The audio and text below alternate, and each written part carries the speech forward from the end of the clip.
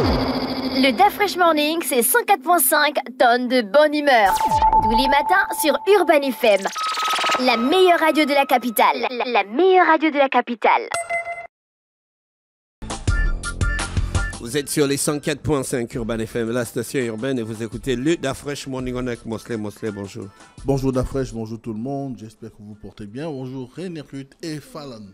Alors, on a un invité aujourd'hui.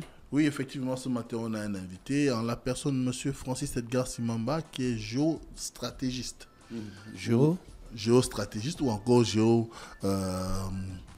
géopolitologue. Voilà. Merci. Donc, on va parler de quoi? Alors, nous parlons de ce matin de l'actualité que tout le monde connaît, qui a un rapport avec le fait qu'il y ait eu une décision de justice, notamment de la Cour internationale de justice, qui a donné raison à la Guinée équatoriale par rapport au litige qui l'opposait au Gabon. Donc, c'est pourquoi nous l'avons invité ce matin. Est-ce que tu as fait des recherches sur la question? Oui, évidemment, j'ai fait des recherches, j'ai fait le tour de la question, mais il est souvent bien de pouvoir faire venir des gens qui ont quand même une connaissance sur ces questions-là et qui ont plus ou moins travaillé à l'université sur ces questions, parce qu'il a travaillé sur les questions en rapport avec le droit les relations internationales en ce qui concerne la gestion des eaux maritimes du Gabon, si je peux dire ça comme ça. Il pourra me corriger. Donc c'est un peu une des raisons pour lesquelles je l'ai fait venir. Monsieur Simamba, bonjour. Bonjour, Da Fresh. Merci d'avoir accepté notre invitation. C'est toujours un plaisir renouvelé d'être ici. C'est ma seconde maison. Et quand je suis ici, vous devez comprendre que c'est aussi ça le rôle des intellectuels, modestement, c'est de pouvoir apporter la lumière à la société. Mosley.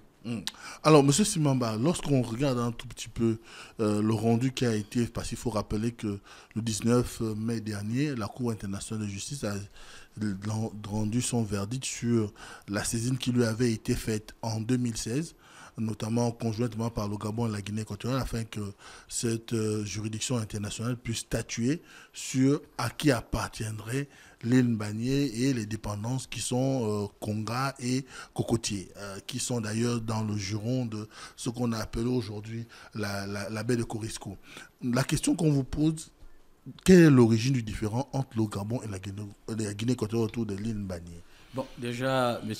Moxley, merci.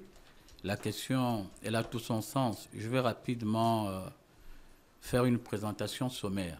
D'accord? Il faut dire que à la décennie 1970, donc la décennie 70, l'État du Gabon et la République sur la Guinée équatoriale, d'accord, vont chacun à son niveau faire ce que nous on appelle en géostratégie une forme de projection de puissance sur le domaine maritime. D'accord? Donc en réalité, le début du conflit, qui n'est même pas un conflit, en réalité, le début du différend sur cette zone-là stratégique commence en 1970. Mais il faut aussi situer le contexte. Nous sommes dans la décennie 70 avec véritablement les pères des indépendances. D'accord? Omar Bongo qui arrive en 1976-68 au pouvoir et Mathias Ngema du côté de la Guinée équatoriale. Ils vont convenir, tout en faisant preuve de sagesse, d'accord, et de solidarité africaine, pour rester aussi dans le contexte de l'organisation africaine à l'époque qu'on appelait l'organisation de l'unité africaine. Ils vont convenir d'une rencontre à Bata, 4 ans plus tard, donc 1974, qu'on appelait la convention de Bata, d'accord. Et ensuite, après cette convention de Bata, malheureusement, je vais un peu en dire long un peu plus tard, sans trop rentrer dans les détails, il y a une autre phase que va amorcer ce conflit. C'est à partir de l'année 1989 jusqu'en 2003. On assiste à cette forme de statu quo, malgré les comités mixtes qui seront mis en place. Ce qu'on retient, c'est que les deux parties n'arrivent pas à se mettre d'accord.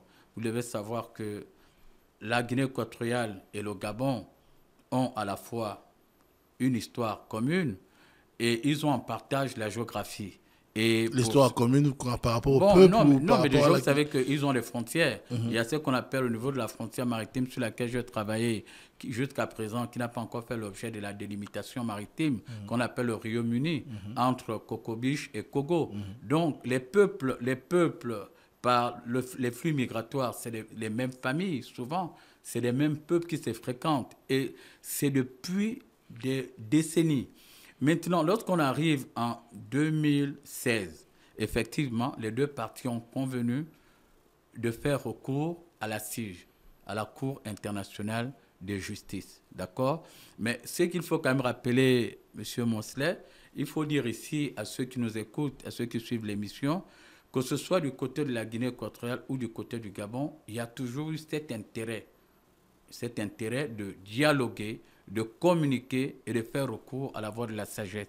Moi, je pense qu'à un moment donné, les équipes techniques se sont dit, pour mettre un terme définitif à ce conflit, nous devons faire recours à la juridiction internationale. Mais qu'est-ce qui peut expliquer aujourd'hui le fait que depuis 1972, du moins de 1972 à 2016, les deux États n'ont jamais réussi à s'accorder entre eux?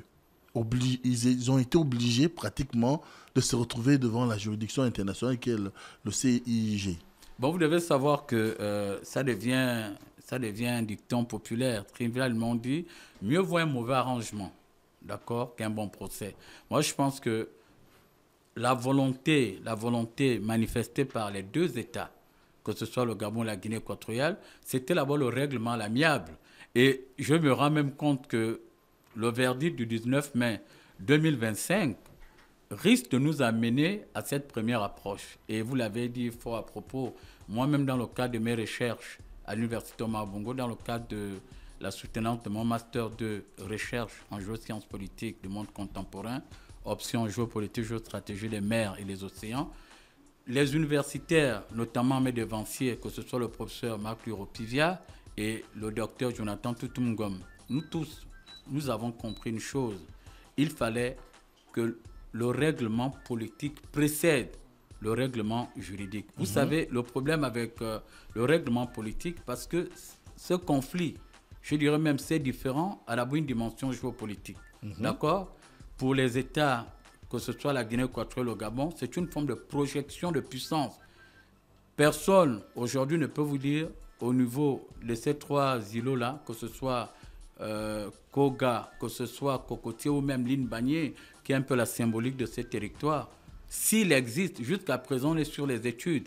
Mais d'abord, aujourd'hui, vous devez comprendre que le contexte, depuis les années 2000 jusqu'en 2010, il y a cette volonté des États côtiers de pouvoir se projeter sur ce nouveau territoire qu'on appelle la mer.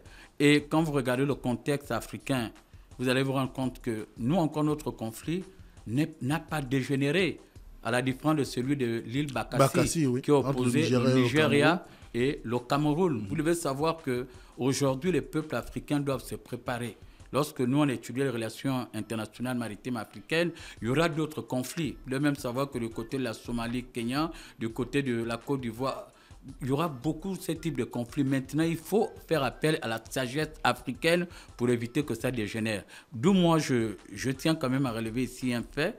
Il faut déjà aussi souligner la sagesse des chefs d'État des deux pays. Parce que malgré le fait que l'île est militairement occupée depuis 72 par le Gabon, 53 ans de présence d'une garnison gabonaise. Ce qui n'a pas été le cas au niveau de l'Afrique de l'Ouest, entre l'Afrique de l'Est, l'Afrique centrale, entre le Nigeria et le Cameroun, où il y a eu l'affrontement armé, avant que la Cour internationale de justice ne se prononce en faveur du Cameroun. Malgré ça, même le fait qu'il y a eu ce verdict, mais ça a pris du temps pour permettre au Nigeria de retirer progressivement les troupes qui étaient sur leur territoire. Donc moi je pense, pour revenir à votre question, oui, Mosley, nous devons faire recours à la voie de la sagesse et voir dans quelle mesure, malgré le verdict rendu par la Cour internationale de justice, comment privilégier le dialogue. Alors, quelle lecture faites-vous, évidemment, de ce rendu du 19 mai 2025 ?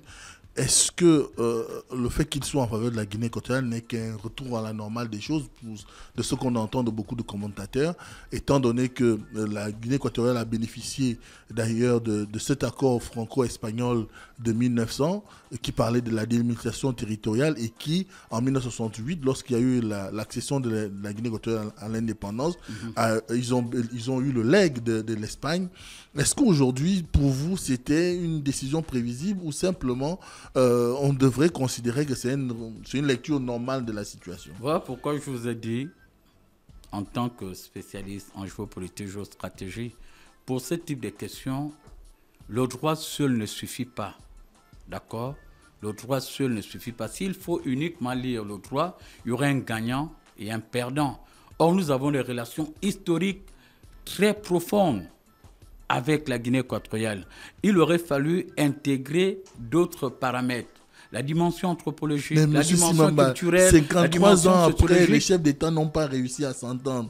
Est-ce qu'il existe même une commission de gestion des frontières entre le Gabon et la Guinée équatoriale, comme c'est le cas avec le Congo? Il existe. Il continue à travailler, même si ça prend 100 ans. Le plus important, c'est qu'à la fin, d'accord, d'où je parlais de l'arrangement à l'amiable. Vous savez l'avantage avec le traitement de ce type de dossier sur le plan politique, parce que on va tellement arrondir les angles pour satisfaire tout le monde. C'était un peu ça l'esprit même de la convention de Bata, d'accord? Il y a eu ce qu'on appelle, ils ont mis en place ce qu'on appelle le principe de compensation. Il y a eu des compensations. Vous devez vous dire que le Gabon, vous pensez que le Gabon peut se lever un matin, aller occuper un territoire s'il n'est pas convaincu qu'il est propriétaire de ce territoire. C'est aussi ça le legs de la colonisation, d'accord? Mais faisons un peu un retour vers le passé. Mais pour régler le problème de cette frontière, le 27 juin 1900, à Paris, les deux puissances coloniales, que ce soit l'Espagne ou la France, se sont assis. Ils se sont assis. Ils n'ont pas fait recours à une juridiction internationale, oui. Parce qu'ils ont mis en pratique ce qu'on appelle les relations de bon voisinage et les relations de coopération bilatérale. Il y a des solutions que nous pouvons apporter à nos problèmes sans toutefois faire recours à la juridiction internationale. Ça devrait être le dernier recours. Alors, quelles pourraient être les conséquences concrètes de cette décision sur la politique maritime du Gabon et sur les ambitions régionales dans le golfe de Guinée? Bon, déjà, il faut dire que, de mon point de vue, je ne pense pas que la Cour internationale de justice, en rendant ce verdict le 19 mai 2025, a totalement résolu le problème. Le problème reste entier, il est toujours complexe. C'est pourquoi il faut appeler à la sagesse, à l'humilité, au sens d'ouverture et au dialogue des deux peuples. Parce que la République sur la Guinée équatoriale, 100 ans plus tard, restera toujours notre voisin. D'accord, nous entretenons des relations. Comme le disait le défunt André Mbaobam. Lui-même, il avait dit. Et comme je vous disais que les universités ont emboîté le même pas en disant que nous sommes favorables pour un règlement politique et politico-diplomatique de ces différends que de faire recours à la juridiction internationale. Pourquoi? Bon, déjà, dans le rendu de la CIJ, ils n'ont pas totalement apporté des réponses claires sur la problématique de la délimitation de la frontière maritime. Vous savez qu'avec la Guinée équatoriale, nous partageons une frontière maritime au niveau du Royaume-Uni, entre Cocody et Kogo. Et ça s'étend jusqu'à Nomone. Il y a ça. Et vous devez savoir que si vous avez lu avec nous le communiqué du ministre des Affaires étrangères, d'accord, vous devez savoir que dans le règlement politique qui s'est fait lors de retrouvailles de Bata, il y a eu le principe de compensation. Mais ça n'a pas été pris en compte par la Cour internationale de justice. Bon, c'est vrai. Vous devez savoir que la Cour internationale de justice est simplement venue lire le droit sans tenir compte d'autres paramètres. C'est pourquoi il est maintenant urgent que les deux parties puissent se retrouver sur la table et discuter tout en tenant compte de tous ces paramètres anthropologiques, culturels, sociologiques et politiques. Est-ce que les compensations dont vous parlez, on entend dire dans l'opinion, et même beaucoup d'analystes reviennent dessus, si on a tenu compte de cet accord franco-espagnol de 1900, ça voudrait dire qu'on va revoir également la frontière en faisant fi de cet accord de cette convention de Bata de 1974, ce qui voudrait dire qu'une partie de Mongomo ou des Bibiyines reviendrait au Gabon. On parle d'à peu près 200 km², rien qu'à Mongomo. On n'a pas encore évalué pour les Bibiyines. Est-ce qu'aujourd'hui, on peut être dans une logique de croire que les autorités gabonaises, au-delà de la communication du ministre des Affaires étrangères et celle du porte-parole du gouvernement, Mme Laurence Ndong, est-ce qu'on n'est pas là dans une situation qui ferait qu'on va beaucoup plus aller à nouveau dans ce que vous disiez tout à l'heure, c'est-à-dire des discussions bilatérales et qui devraient peut-être amener les uns les autres à faire des concessions? Oui, naturellement. Vous savez que je signe et je persiste que le problème reste entier et que maintenant que la Cour internationale de justice a rendu son verdict, il est important pour les deux parties de revenir sur la table de négociation. Parce que lorsqu'on parle de règlement politique d'un conflit ou d'un différend, ça fait directement recours au principe de compensation. Même dans l'imaginaire collectif, le fait de dire aux Équato-Guinéens que vous allez perdre Mongomo, qui est la ville du président de la République, et Bibil, qui est la ville de son épouse, vous comprenez même que ça peut choquer l'opinion. Mais si on se réfère effectivement à la Convention de 1900, signée le 27 juin à Paris, oui, il y a le principe d'intangibilité des frontières. C'est-à-dire qu'il ne faut pas qu'on applique cette convention-là lorsqu'il s'agit de la souveraineté de Mbagné et pas l'appliquer s'agissant de la frontière, des frontières terrestres. D'accord? Moi, je pense qu'aujourd'hui, il faut un sursaut, il faut un dépassement. Parce que nous appartenons tous à une même aire géographique, nous appartenons tous à une même région. La CEMAC doit parler, la CEAC doit parler, et au-delà, nous devons un peu taire nos égos pour se dire que c'est quand même des questions de souveraineté et il faut que chacun en sorte gagnant. Est-ce qu'on peut trouver quand même des erreurs dans la façon de mener le dossier du côté gabonais? Bon, le dire, c'est faire preuve de mauvaise foi. Vous savez, le conflit qui nous oppose, la Guinée équatoriale du Franc Mbagné, a souvent suscité un peu trop d'émotions dans l'opinion publique. Vous vous rappelez, dans la période 2008-2009, on aurait accusé un acteur politique, feu à son âme, d'avoir vendu Mbagné aux Équato-Guinéens. Et quand je lis un peu tout ce qui est écrit sur la presse, en fait, je me dis parfois, il y a certains compatriotes qui me déçoivent. Vous devez savoir que c'est triste de constater que certains même se réjouissent du rendu de la Cour internationale de justice. C'est un peu à l'image lorsque les Panthères du Gabon perdent un match. Il y a des voisins vraiment qui sont heureux. Ils te disent, on savait qu'ils devaient perdre le match parce que c'est le tocard. Non, il ne faut pas jeter l'anathème sur l'équipe technique. Vous devez savoir qu'à l'absolu, nul n'est tenu. Ils se sont battus, ils ont préparé leur argumentaire, mais après, la Cour internationale de justice a rendu son verdict. Nous devons avoir à la hauteur d'accepter ce que le gouvernement a fait par l'entremise de son porte-parole, Madame le ministre Laurence Ndong. Maintenant, l'autre étape, c'est de se dire que rien n'est fermé, tout reste ouvert. Et là, il faut privilégier la dimension bilatérale, tout en tenant compte de ce que nous avons en partage. J'insiste beaucoup sur la dimension culturelle.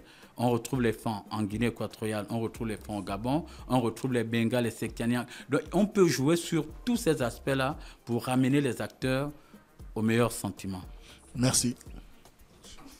Merci Mosley, merci Simamba avec nous ce matin sur les 104.5 René Ruth. Le DAF Fresh Morning, c'est 104.5 tonnes de bonne humeur. Tous les matins sur Urban FM. La meilleure radio de la capitale. La meilleure radio de la capitale.